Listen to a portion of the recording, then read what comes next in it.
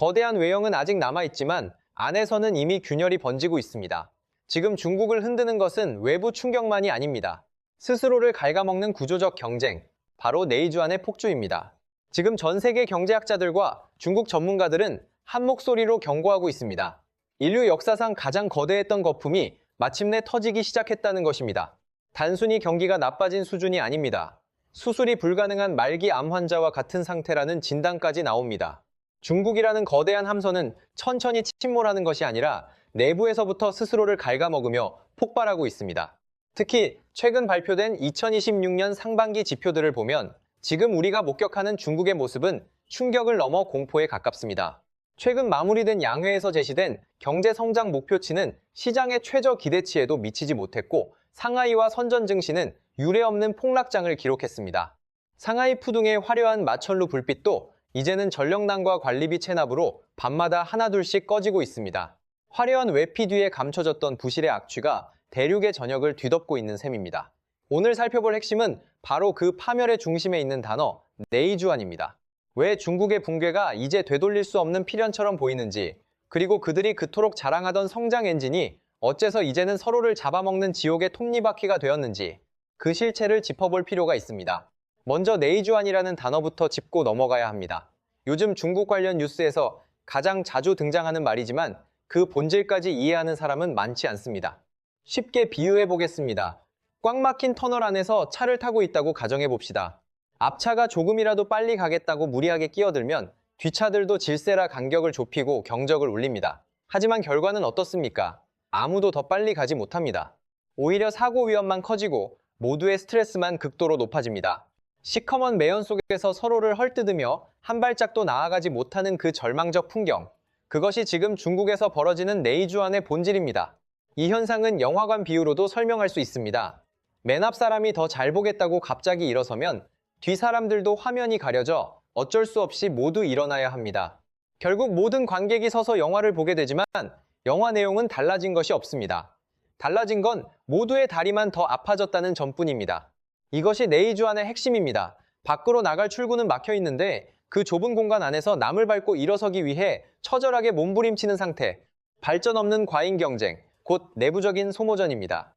영어로는 인볼루션이라 번역되며 밖으로 뻗어나가는 진화인 에볼루션의 반대말로 안으로 말려든다는 뜻을 지닙니다.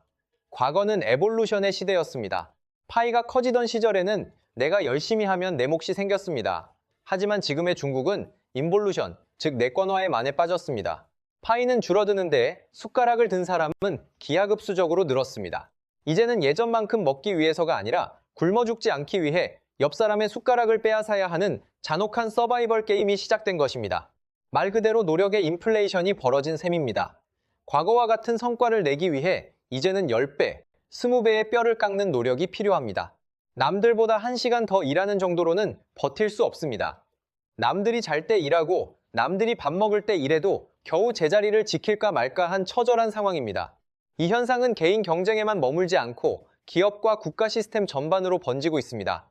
중국의 대표 기업들조차 최근 내부 단가 후려치기와 하청업체 착취라는 전형적인 내이주안식 경영으로 연쇄부도 위기에 몰렸다는 소식이 전해집니다. 기술 혁신이 아니라 노동력을 쥐어짜며 유지하던 성장 방식이 결국 한계에 다다른 것입니다.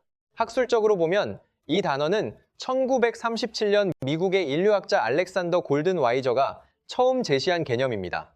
그는 원시 문화를 연구하면서 예술이나 문화가 외부로 확장하지 못한 채 내부에서만 무의미하게 복잡해지는 정체된 복잡성을 가리켰습니다.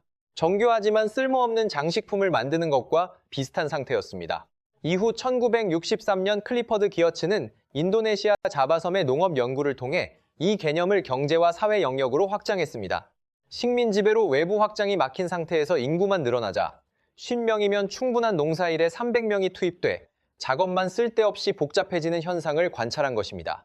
그리고 1985년 학자 필립 황이 중국 농촌 경제를 연구하며 이 단어를 한자 내이주안으로 번역해 사용하기 시작했습니다. 그런데 이 단어는 2020년대를 지나며 중국 사회 전체를 관통하는 저주의 주문이 되어버렸습니다. 왜 이렇게 되었을까요? 덩샤오핑 시대의 개혁 개방은 분명 기회의 시대였습니다. 문화대 혁명 이후 실용주의를 내세우며 대학 입학 시험인 가오카오를 부활시켰고 중국은 대경쟁 시대에 진입했습니다. 누구나 노력하면 부자가 될 수 있다는 희망이 있었습니다. 당시에는 모두가 비슷한 출발선에 서 있었고 성적만 좋으면 누구나 출세할 수 있는 공정한 경쟁이라고 믿었습니다. 파이도 빠르게 커졌습니다. 그러나 2010년대 중후반부터 중국 경제가 중진국 함정에 빠지며 성장세가 둔화됐습니다. 경제 성장률은 곤두박질 치는데 명문대 졸업생은 해마다 1,000만 명 넘게 쏟아져 나왔습니다. 파이가 커지는 속도보다 고학력 경쟁자가 늘어나는 속도가 훨씬 빨라지면서 균열이 생기기 시작했습니다. 이제 가오카오는 사다리가 아니라 단두대가 되었습니다. 여기서 세대 간 시각 차이는 갈등을 더욱 폭발시킵니다. 기성세대는 요즘 젊은이들이 욕망은 큰데 게을러서 스트레스를 받는다고 말하지만 청년들은 정반대로 말합니다. 우리의 꿈은 소박하지만 그 소박한 꿈조차 이루기 위해 필사적인 노력을 쏟아부어야 하는 구조적 격차 때문이라고 반박합니다. 최근 한 인터뷰에서 어느 명문대 졸업생은 이렇게 말했습니다. 나는 하루 16시간씩 공부해서 최고의 대학을 나왔지만 지금 내가 할 수 있는 일은 월급 60만 원짜리 단순 사무직뿐이다. 그나마도 내일이면 잘릴까봐 매일 상사의 눈치를 보며 무급 야근을 한다. 이것이 과연 기성세대가 말하는 게으름일까요? 실제로 2020년대 중반에 들어선 지금 중국 청년들의 삶은 지옥에 가깝습니다. 명문대 진학을 위해 중국 가정이 소득 대비 사교육비로 지출하는 비율은 전 세계 최고 수준인 7.9%를 기록하고 있습니다. 대학 진학률은 90%를 넘겼지만 정작 그들이 향할 수 있는 양질의 일자리는 사라졌습니다. 베이징의 좁고 열악한 지하방에 모여 사는 개미족의 숫자는 이제 10만 명을 넘어 집계조차 어려울 만큼 늘어났습니다. 최근 집계에 따르면 중국의 실제 체감 실업률은 전문가 분석 기준 50%에 육박합니다. 과거의 실업률 위기는 그저 예고편에 불과했다는 평가까지 나옵니다.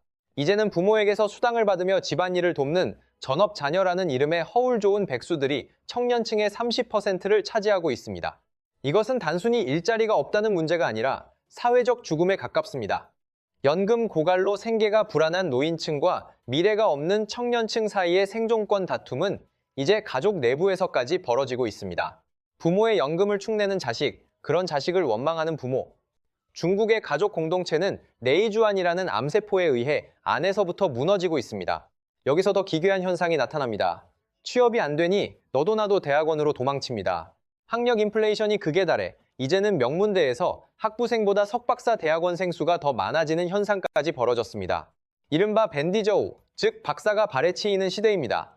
명문대 박사 학위를 따고도 구청 청소부나 아파트 경비직에 지원하는 서글픈 현실이 일상이 됐습니다.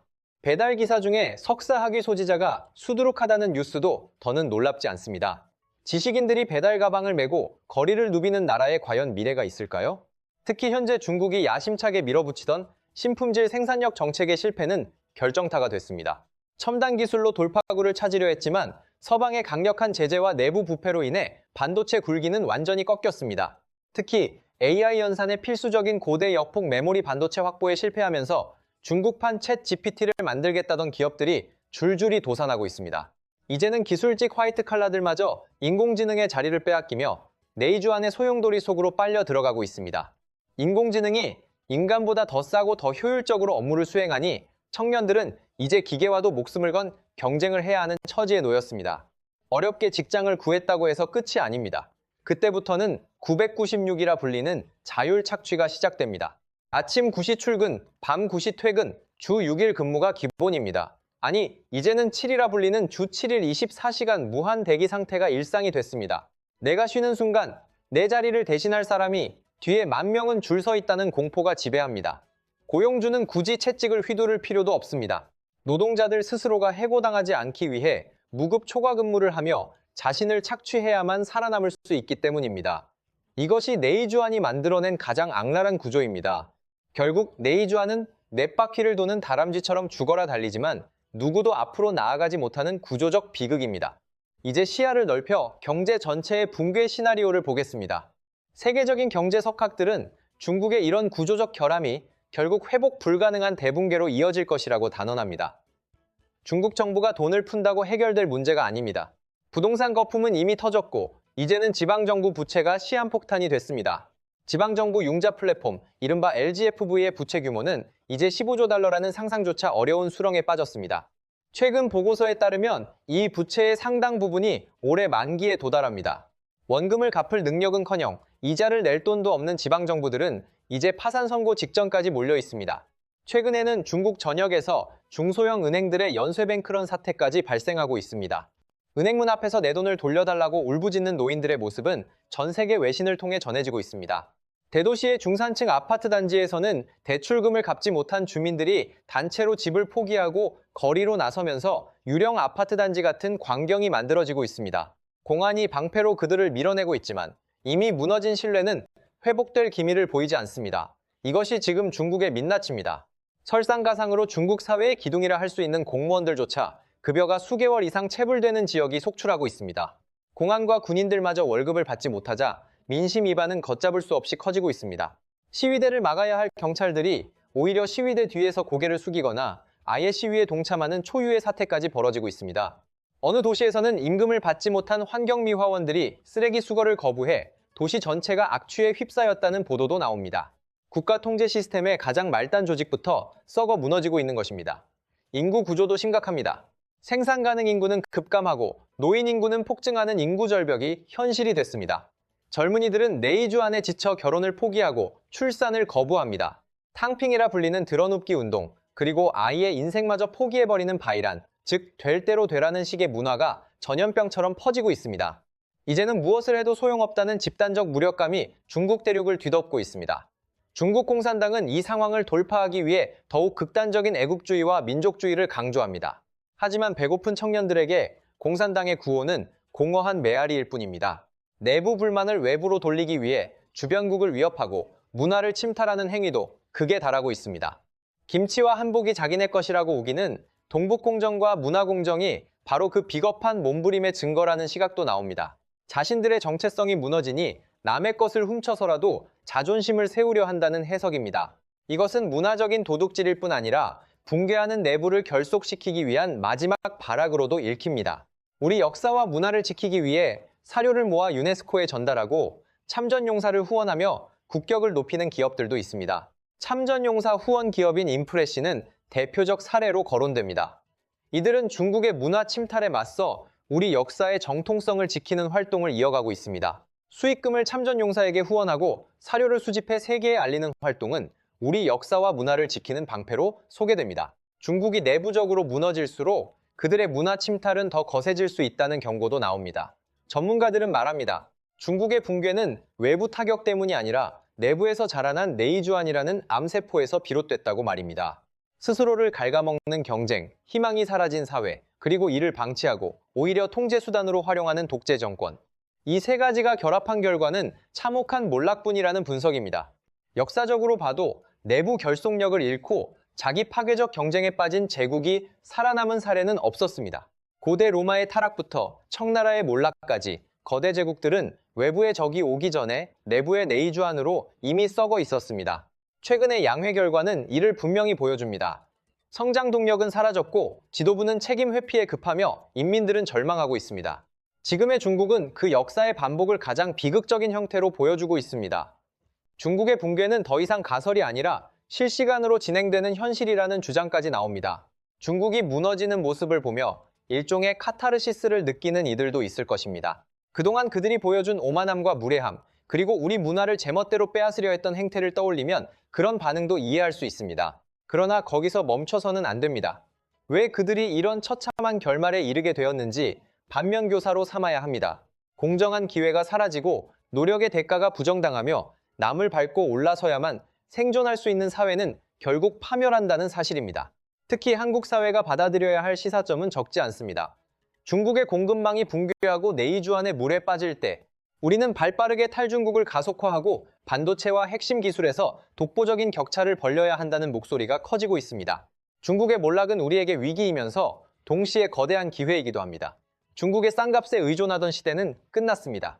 이제는 질적 우위와 가치 동맹을 통해 새로운 세계 질서의 주역으로 서야 할 때라는 주장입니다. 오늘 살펴본 내이주안이라는 키워드는 중국의 미래를 결정짓는 핵심 열쇠로 거론됩니다. 과연 현재의 정권은 이 거대한 폭풍을 견뎌낼 수 있을까요? 아니면 15조 달러의 부채와 함께 역사의 뒤안길로 사라지게 될까요? 중국의 대붕괴는 이제 시작일 뿐이며 앞으로 더 충격적인 데이터가 쏟아질 것이라는 전망도 이어지고 있습니다.